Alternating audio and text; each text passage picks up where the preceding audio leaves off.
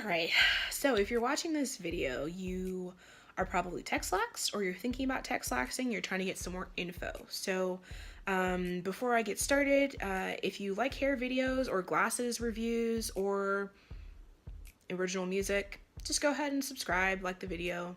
It's all good, it's cool if you want to. Anyway, so I'm going to get into some pros and cons of Texlaxed hair. So as you can see, I no longer have Texlaxed hair. Decided to do a big chop. I think it was March 25th.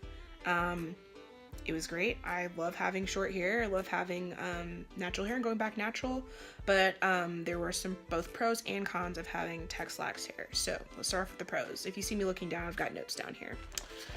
All right, so pro number one, Texlaxing was easier to detangle. So in the shower, washing my hair, it was a little easier to detangle, let's be real. Having just, a looser curl pattern made it easier to work with as far as washing and detangling went. There is still some detangling because if you don't know, Texlaxing is where you do not relax your hair all the way. So there's still curl pattern in your hair. All right, so number two is there's less styling. So I didn't have to, like cornrow my hair or sit down and do like 4 hours of two-strand twisting or anything like that. Just kind of reduce the styling. There was still some styling though, which I'll get to in the cons.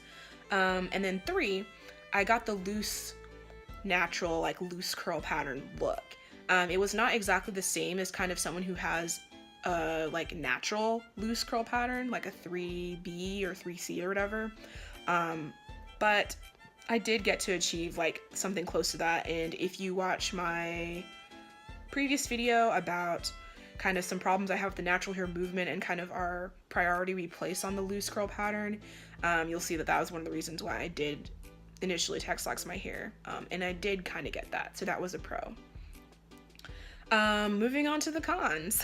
So, less volume, number one. So this is not a surprise. It's not a surprise to me.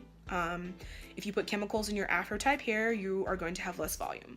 However, I did not anticipate that I would dislike having less volume as much as I did. So I missed having big hair. And it's not like I didn't get shrinkage with Texlaxing either. I still got some shrinkage, so it's not like I was getting rid of that in favor of less volume. Like I had both still. And then number two, I still had to do some styling. So in order to get kind of like big curls, if you've seen my Instagram, you see sometimes I'll have like the bigger curls, sometimes I have kind of like the looser look.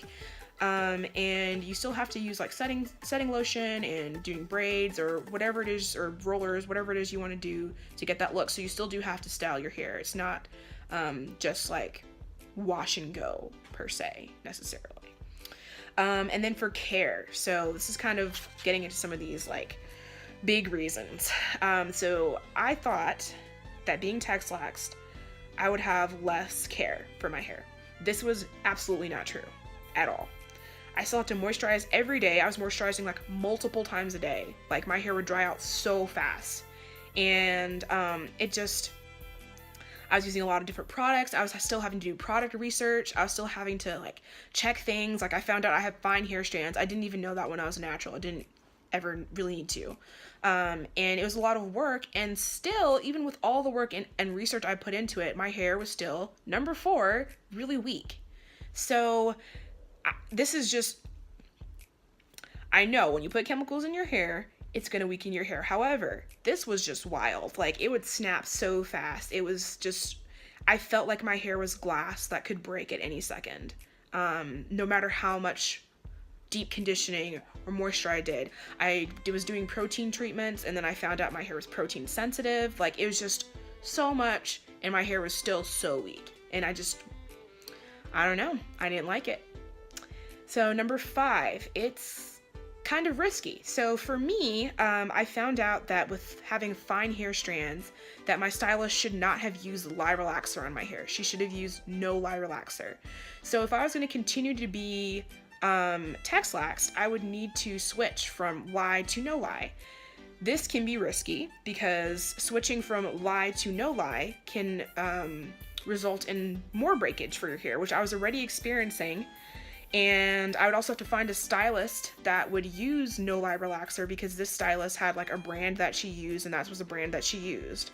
So I was gonna have to find a new stylist, a new relaxer, go through a period of breakage on my hair again that was still happening from the initial Texlaxing, and it was just too risky for me to do. I didn't want to do it. Yeah. And then number 6, I just didn't like the look as much. I would look back at my hair, even in photos where I knew that day when I took that photo, like I was mad about shrinkage or something like that. I was still like, man, that was still pretty cute. Like I like that volume. Like I want that look back. And that's kind of number 7 as well. Like I wanted my natural hair back. Like my hair was pretty soft. It's strong. It's voluminous. And I wanted that back. And so all those reasons together, like, it was kind of the best move for me to go for a big chop. I didn't want to have to put up with the transition anymore of dealing with my hair breaking and feeling like it's, you know, I just wanted to be done with that. And having short hair has been great. So let me tell you about that real quick. So I went to a very normal, just regular hair salon.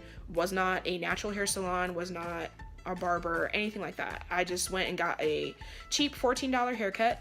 Got rid of all of the relaxed ends, and it's just been great. So, I mean, there's a lot of pros of that. Faster wash time, faster dry time, really not much styling. I've got a really cool, like, sponge brush that I use. Maybe I'll do a video on that if people are interested in to learn how to do the sponge brush look. You can see the results from that already on my Instagram, which I'll put in the links. And what else about short hair? That's awesome.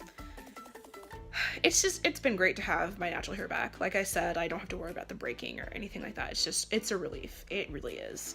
However, that's not to say that you can't have healthy Texlaxed hair. There's lots of pros, and I know that knowing what I know now, I could have done a couple things differently, but that's what worked for me and what didn't work for me.